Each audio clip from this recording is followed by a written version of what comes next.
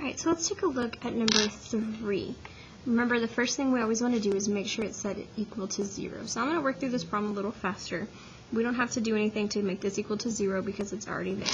So our quadratic formula is written right up above it.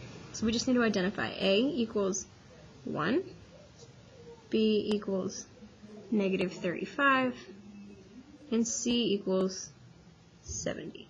We fill out our quadratic formula. X equals negative 35 plus or minus the square root of negative 35 squared minus 4 times 1 times 70, all over 2 times 1.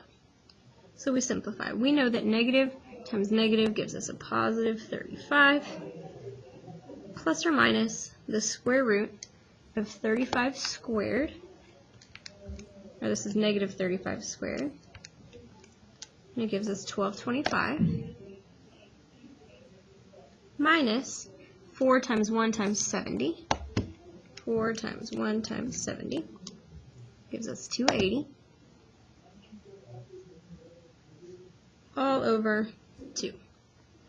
35 plus or minus the square root of whatever 1225 minus 280 is. 1225 minus 280 gives us 945,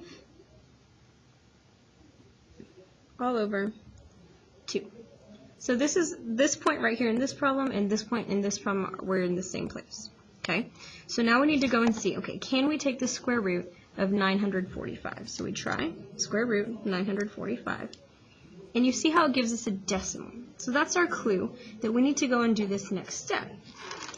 If it gives us a decimal, that just means we can't take an even square root. It's not going to give us a pretty number.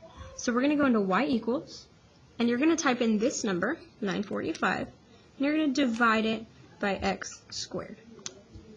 Okay, we go and we look at our table. You want to find the two numbers in your x and your y that are the smallest. And so not 1 is the smallest, because look at 945 is pretty big, right?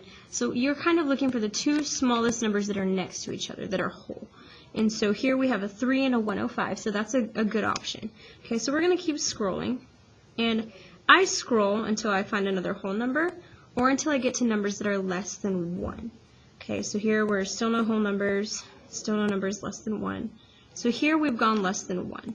And so we know that once we go less than 1, there's not going to be any more whole numbers, right? Because we need a number that's a whole number, 1 through whatever, okay?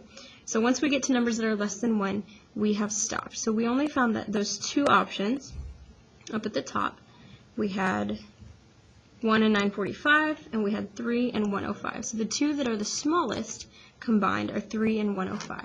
So what this tells us is that when we can simplify this, we have 35 plus or minus 3 square roots of 105.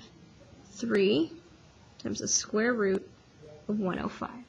So that's how we can simplify this into our reduced radical form. And it's all going to be over 2. Neither 35 nor 3 is divisible by 2, so we are finished with this problem.